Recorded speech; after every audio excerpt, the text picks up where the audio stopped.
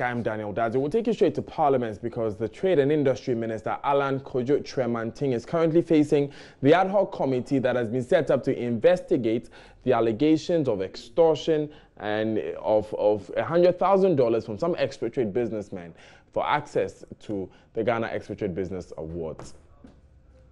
It all came about up to the day of the event and the issues that have arisen out of it. And then when you finish with your presentation, members of the committee will take turns to ask you questions, to clarify issues, or to elicit further information from you. Thank you. So you may begin now by first mentioning your name and then your designation. Thank you, Mr. Chairman. Mr. Chairman, my name is Alan John Kojo-Tremantin, and I'm the Minister responsible for Trade and Industry. Mr. Chairman, in June 2017, a private events management company named the Millennium Excellence Foundation approached the Ministry of Trade and Industry to seek our support and collaboration in organizing the first Ghana Expatriate Business Awards event. Now, in line with our commitment to support private sector development in Ghana, we agreed to the invitation to support the organization of the event. The organization specifically also requested that we invite His Excellency the President to attend the event. Now, as a matter of principle, we decided as a ministry that in order to ensure that there was efficient and effective collaboration between the ministry and the organization, that we would execute a memorandum of understanding between ourselves and then the organizers. So this MOU was duly executed, and it defined in clear terms the obligations, the rights, and the responsibilities of the two parties in respect of the organization of this event. And so, following from there, the organizers then proceeded to make all the necessary arrangements to organize this function with the support and facilitation from the ministry as agreed. So the event did come on successfully on the 4th of December. To all intents and purposes, it was an excellent and very successful event. After that, based on the Memorandum of Understanding, we continued discharging our responsibilities as parties until the issue came into the public domain with an allegation that the ministry had extorted monies from expatriates in the run-up to this particular event. Later on, we were... Before you proceed, you made reference to a memorandum of understanding between you, your ministry, and the Millennium Excellence Foundation. You've supplied us with copies. Yes, Mr. Chairman. We have copies, so yes, we will label it as MOTI 1, Ministry of Trade and Industry, Document 1.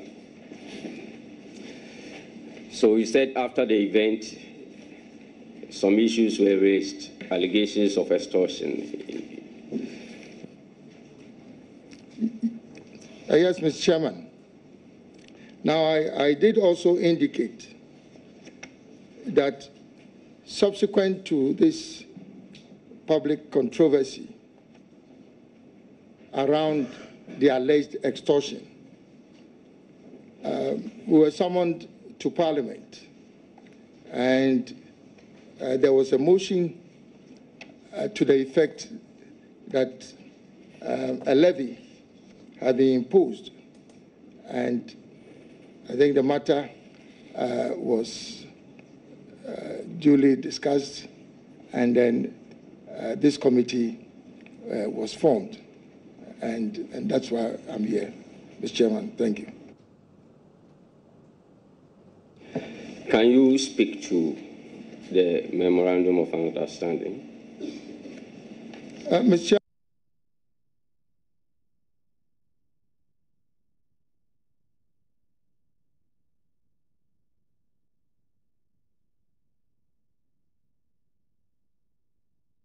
Talk about some of the rights and responsibilities of both parties within the context of the MOU. Mr. Chairman, the relevant provisions in the MOU detailing the responsibilities will be found in clause 1.7 of the MOU. And it specifically states responsibilities of MOTI, this is the Ministry of Trade and Industry. 1, endorsement of the GEBA to sponsors. GEBA is the Ghana Expatriate Business Awards. 2, collaborative arrangements with the Millennium Excellence Foundation, MEF.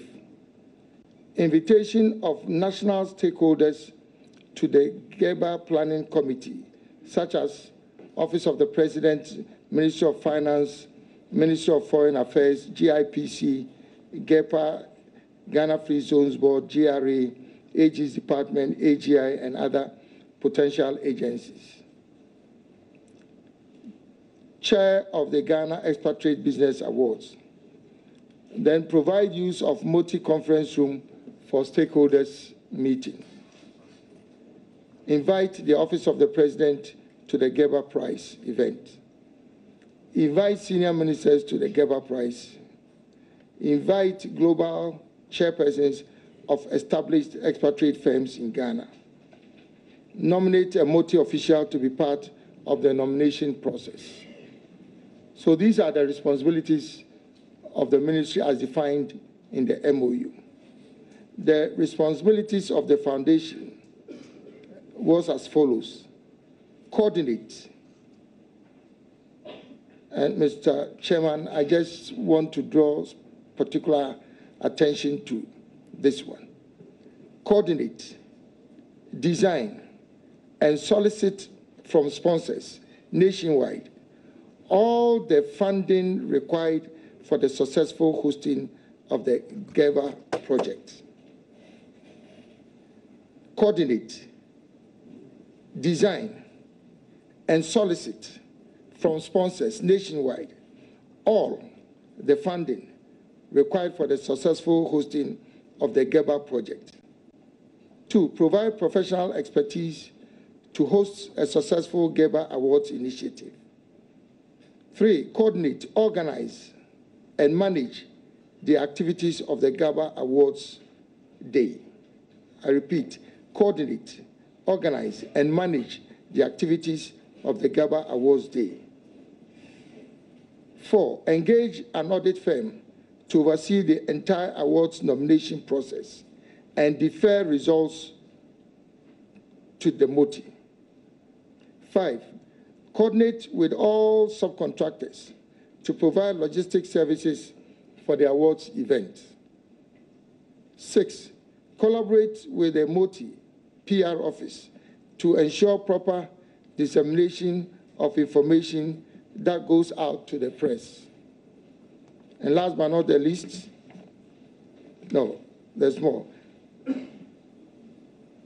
Coordinate the launching of GEBA That is 7.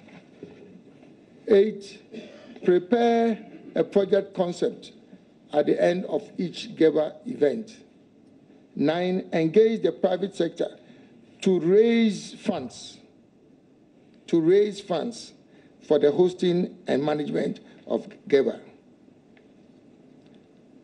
10, ensure that all funds raised is deposited in a designated MOTI account until the end of the GEBA Awards.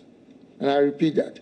Ensure that all funds raised is deposited in a designated MOTI account until the end of the GEBA Awards. 11, submit requests for payment from this account managed by MOTI for pre-launch activities, launch activities, fundraising activities, management and hosting with all the logistics for the GEBA prize.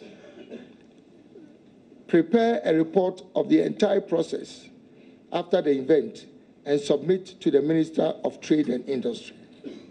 And last, that the foundation will engage the services of an audit firm to prepare the accounts for the GEBA and for all relevant taxes to be paid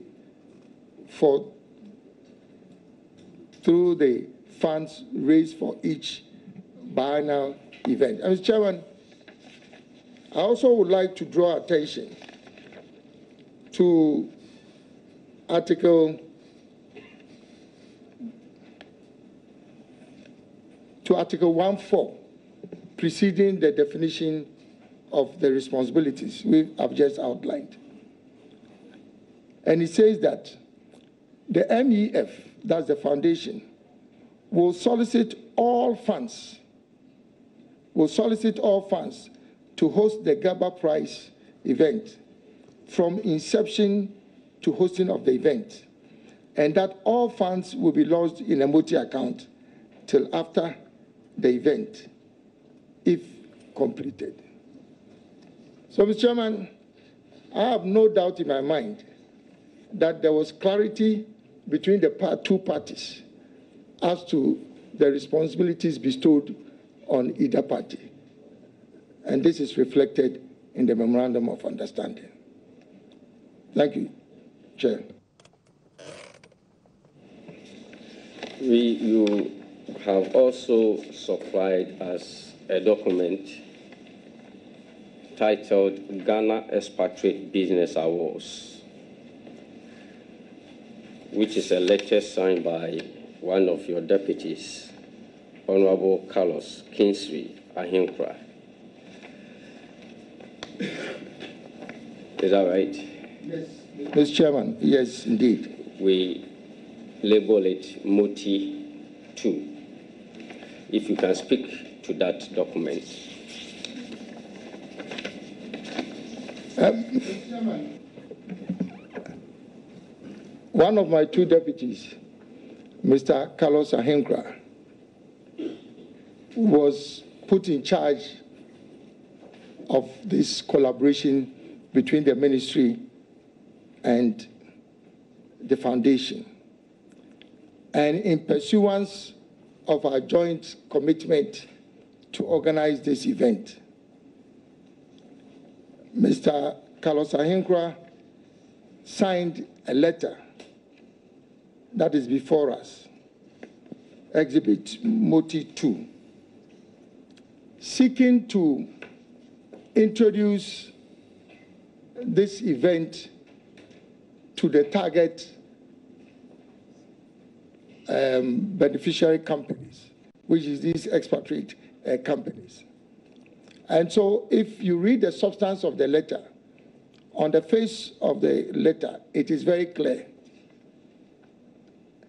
that it was meant to invite the companies to participate in this event. And, Mr. Chairman, if you read the second page, that's the signed page,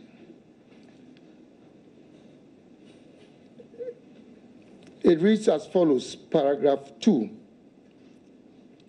kindly see the attached criteria. Kindly see the attached criteria. So he was referring to an attachment. And that attachment is referring to the set of criteria that was being issued for companies to file their nominations for the awards. So simply put, Mr. Chairman, if you were interested as an expatriate company to participate in this award ceremony, then you were required to file a nomination. And that nomination must be based and must follow the criteria which was attached to this document. So this is the letter that was issued by my deputy.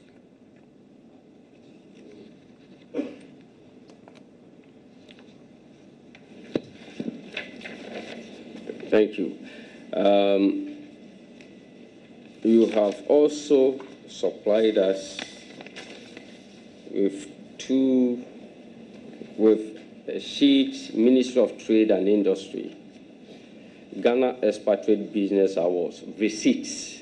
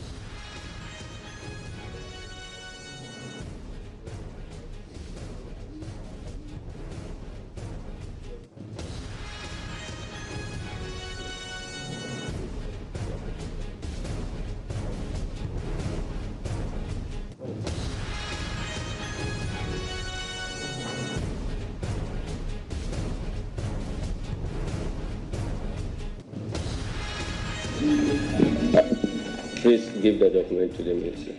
Oh, he's got it.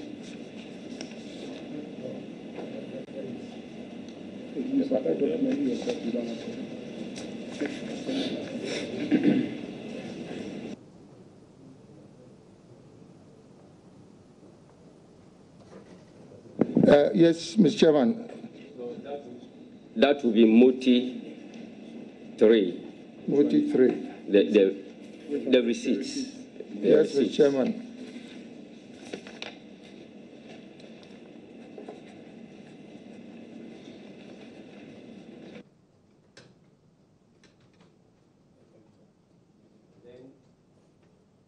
Another sheet, Ministry of Trade and Industry, Ghana Expatriate Business Awards, expenditure will be Moti 4. Yes, Mr. Chairman, I have that.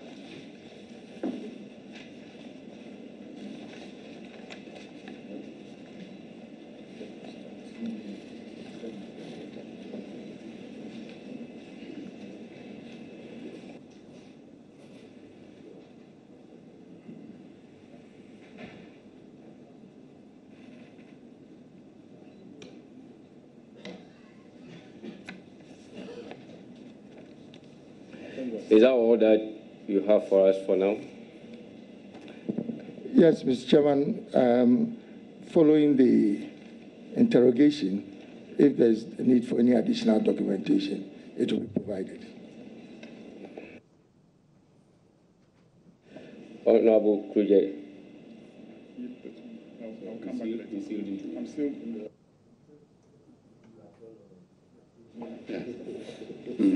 Okay. Honorable Dr. Ayini. I'm still got... Thank you, Mr. Chairman. Minister, good morning. Good morning, Mr. Ayene. Yeah. Okay, I want to start with some housekeeping matters. Your deputy wrote some letters. He also engaged the media. He issued a press statement. I want to know whether, as you yourself said in your introduction, you take responsibility for everything that he said, did, or wrote in respect of this matter.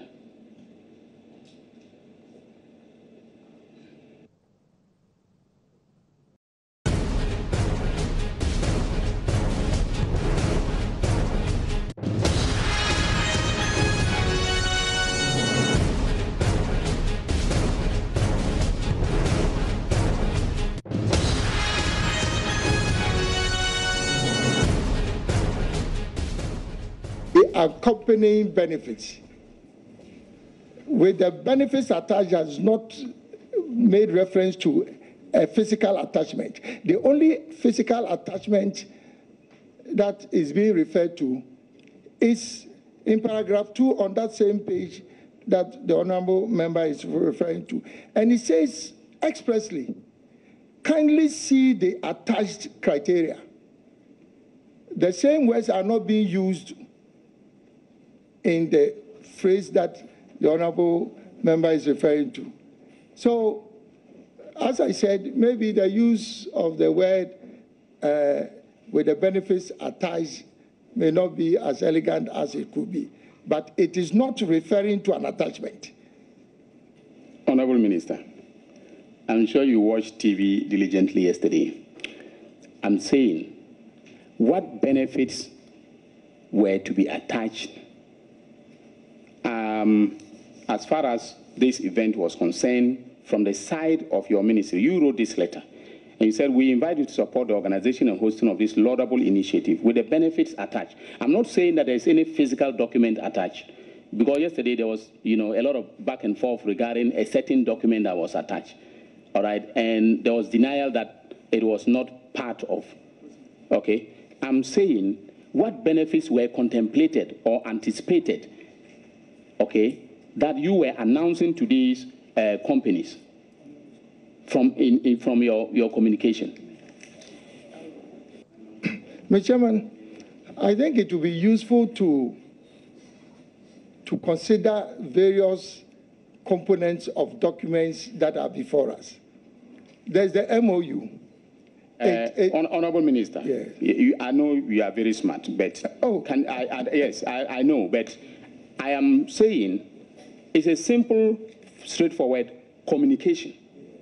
You are promising benefits to the business community who would support this initiative, right? I am asking you, can you tell us what tangible or intangible benefits will accrue or be derived from this event that you are promising the expatriate business community? That's all. I'm not talking about documentary attachments. Mr. Chairman, once that clarification has been made and there's no expectation of a physical document attached, and we are only referring to the expectation of the benefits, then it makes it even easier. Because what this letter, which was issued on the 23rd of October, is referring to is the benefits to be accompanied by the sponsorship. So at that point in time, I'm not even aware whether that sponsorship package had actually even been defined. I'm not sure that it had even. But remember, this is the start of the process, Mr. Chairman. You are organizing an event together with a private sector partner. You have your responsibility. You are supposed to write to invite and introduce the entire event to potential participants. That is our responsibility. It is defined in the MOU. So another party has the responsibility of defining the sponsorship package and the benefits.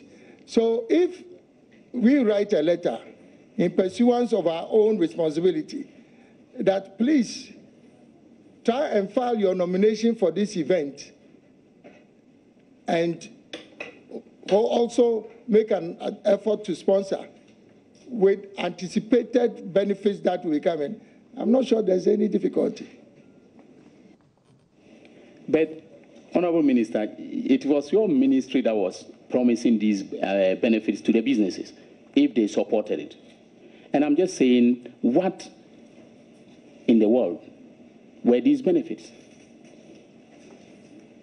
Mr. Chairman, can I please have clarity about what the honorable member is referring to? That it was the ministry that was promising the benefits. I would like respectfully some clarification. The ministry ministry promising certain benefits when that was not a responsibility assigned to us in the MOU. Honorable Minister, I didn't write this letter. You did, or your deputy did, on your behalf. And though, he didn't indicate that he was writing on your behalf, you told this committee that you take responsibility for everything that he did. Right. And in the letter, there's a simple communication to the expatriate business community that there will be benefits attached. Okay. And I'm asking you, what benefits were contemplated? Is it tax breaks? All right. Is it contracts? What benefits were being promised to the Ghana expatriate business community in this communication? Mr. Chairman, maybe I ought to repeat myself here. You are writing a letter to invite potential participants to an event. You have attached the criteria. And you are also requesting them to sponsor the event, which is very normal. And you are talking about the benefits that could accrue to them. There is no definition of the benefits. And at the time that this letter was being written, I'm not even sure that the benefit package had been designed, because that was not our responsibility at any rate. But we are unable to imagine a situation where you would have a sponsorship arrangement and there are no benefits attached. So when you talk about the benefits in future, I don't think there's anything wrong with that. So it would be right to draw the inference that the reference to benefits was the benefits arising out of or in connection with the package, the sponsorship. Yes, okay. Very, very well. Thank you very much. I'm sure we would have made a lot of progress if this had been made clearer earlier. Honorable Minister, let's go back to the press release of Saturday, December 16, 2017, which the press release. Yes. Press statement in response to the baseless accusations relating to the Ghana Expatriate Business Awards 2017. Yes, Mr. Chairman. We label it MOTI 5.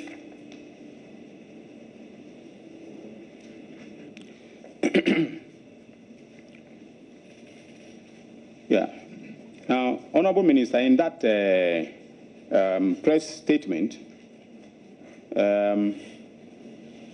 your ministry claimed that the idea of these awards came from the foundation. Yes, indeed, Mr. Chairman.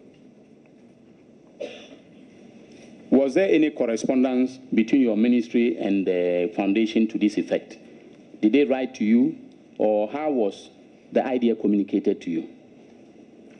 They approached the ministry and explained the objectives of the intended program, and were in agreement that it was a worthy exercise to support. So do you have discussion notes? On what? Of the initial meeting? The initial meeting with the foundation when they approached you. You have discussion notes? Well, what we have is the original letter to Moti from the foundation. Because in these matters, you first approach and you formalize it with a letter. So we have a letter to that effect, which we can submit. But my initial question was whether there was any correspondence to that effect. But if you have correspondence, can we see, if you have it here? Yes, yes. Okay, so can we see the correspondence? Yeah.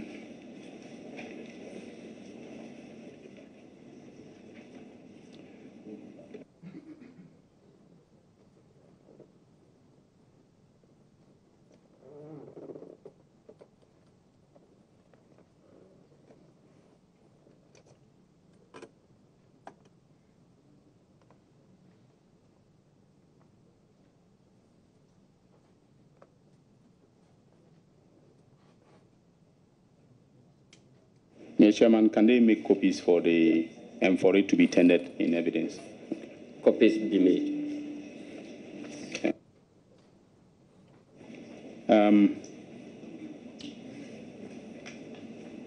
So was this the only correspondence from them at the initial stage,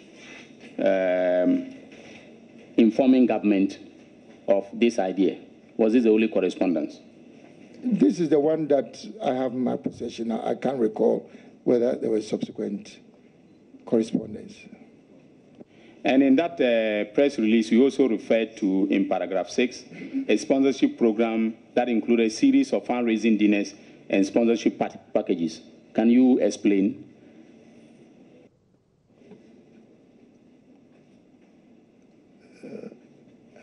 Respectfully, Mr. Chairman, this paragraph reads, as a serious and experienced event organizer, the foundation came up, and the emphasis is on the foundation came up with a sponsorship program, as will be done by an event organizer, which included series of fundraising dinners and sponsorship packages.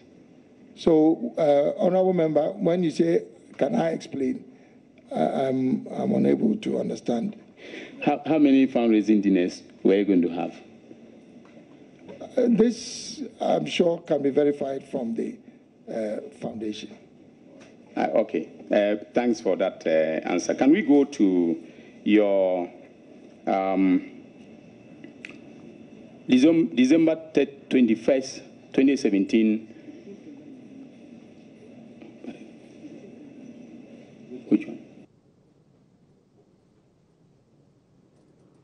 Yeah, can we go to the press statement by yourself on December 21st, 2017? Yes, Honorable Member. It was tendered to us yesterday. Yeah. Do you have a copy? I have a copy. And do you want to tender that copy in evidence, just in case there are material variations? Yes, so if that becomes part of the record, so it will be Moti 6, Mr. Chairman. Okay, so Moti 6. Mr. Chairman, just your guidance. Yes. Since you are in the chair. You don't label the documents, we do here. Okay. No, it's for my own reference. It's for my own reference. Yes. So it will be Moti 6, but yes, we will need to have a copy and duplicate. Yes. But you can look at your copy. We have a copy which was tendered by the other witnesses. Yes, I have a copy. Yes, we'll take your copy and label it Moti 6. Okay. But for now, he can proceed with the questioning. No, you keep it. Yes, we'll take it later.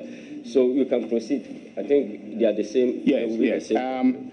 Okay, so Honorable Minister, if there's any material difference, if I quote any section and there's a material difference, please draw my attention, just in case I'm misleading the committee or the committee has been misled with this document. Very well. All right.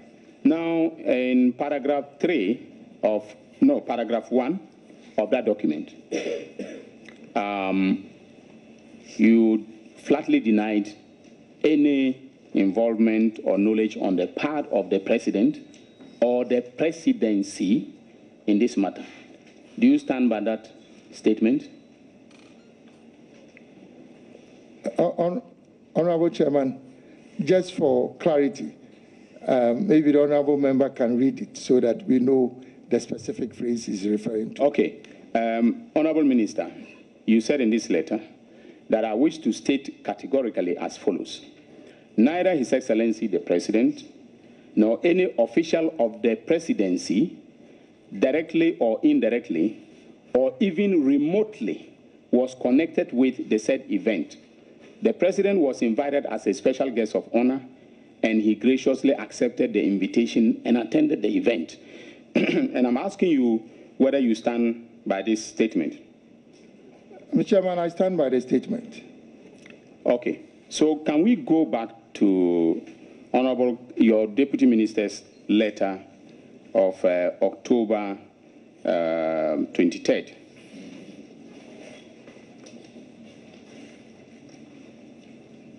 No, I think his press release of... That's motive 5. Is it motive 5? Yeah.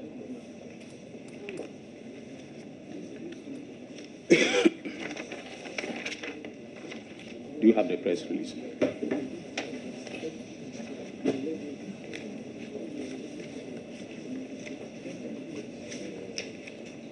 Oh, somebody is frustrating me.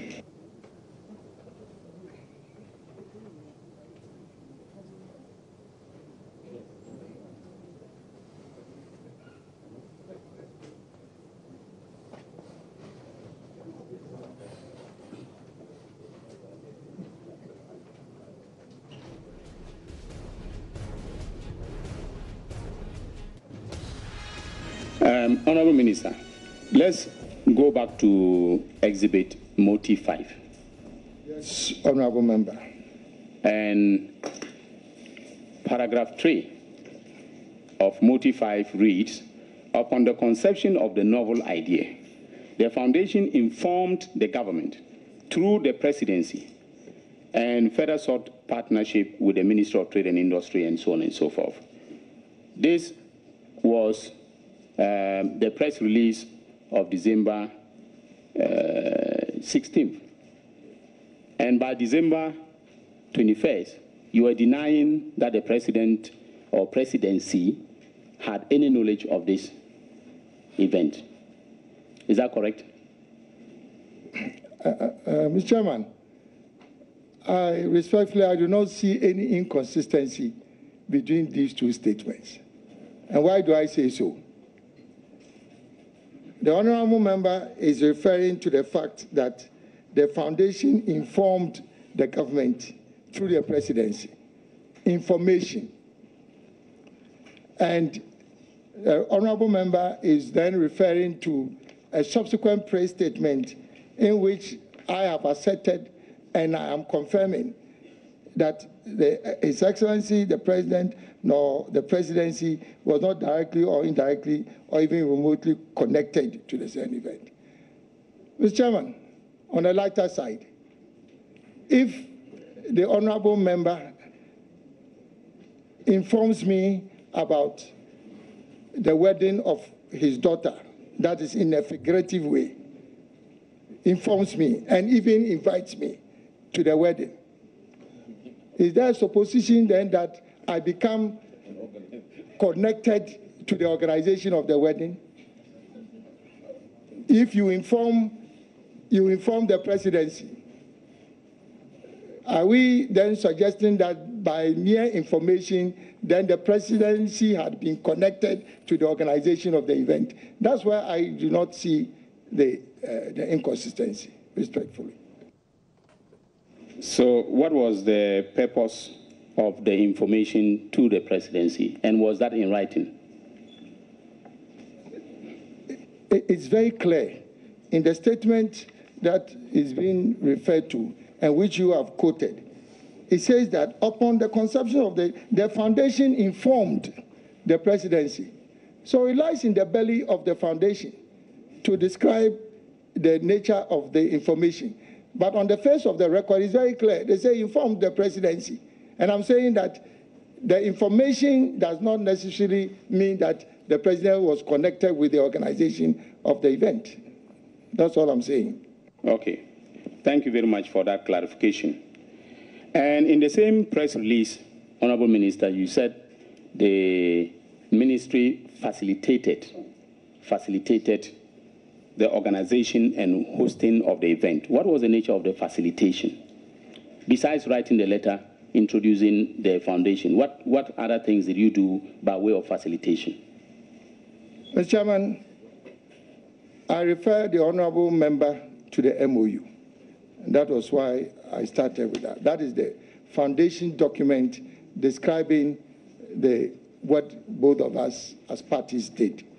And so this is the MOTI 1.7, clause 1.7, responsibilities of MOTI. Mr. Chairman, I've read it again, so I didn't think I should repeat. Yes. Thank you for the reference.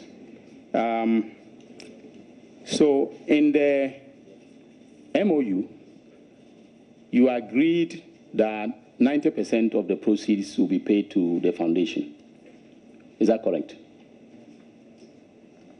Yes, that was the understanding in the MOU.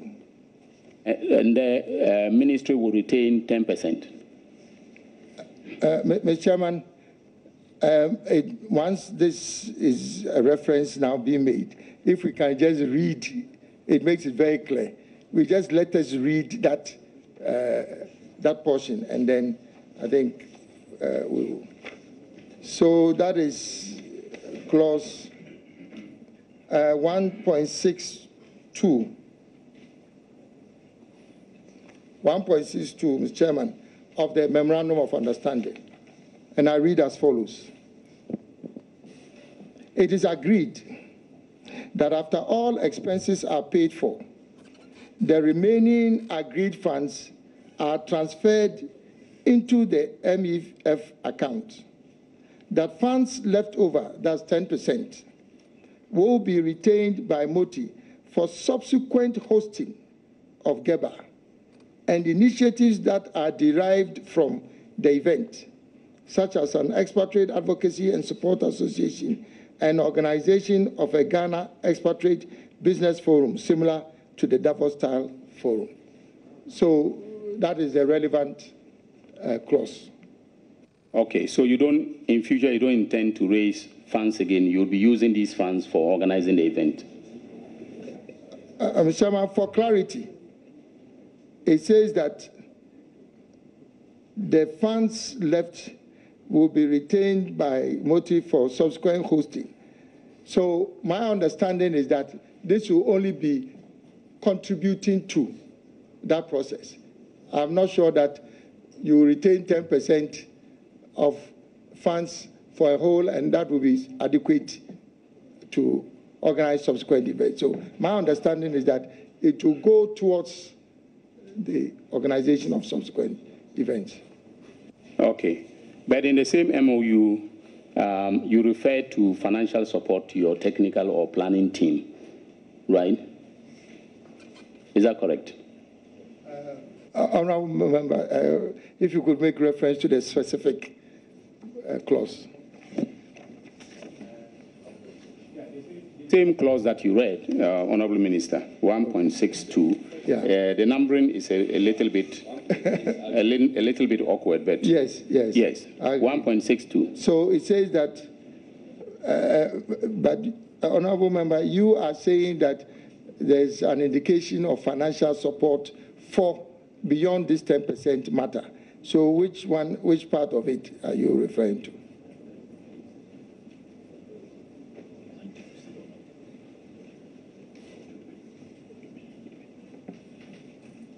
Okay.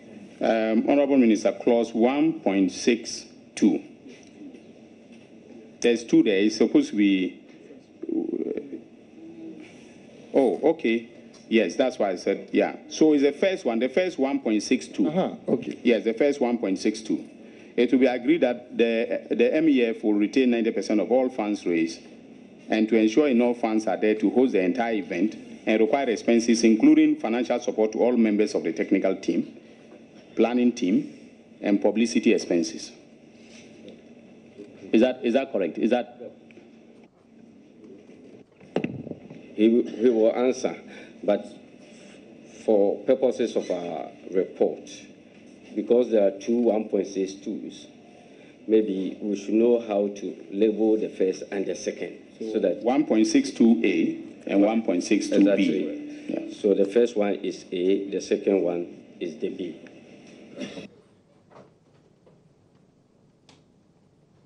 So, Minister, the question is in relation to 1.62A, the first one. Yeah. Thank you, Chair.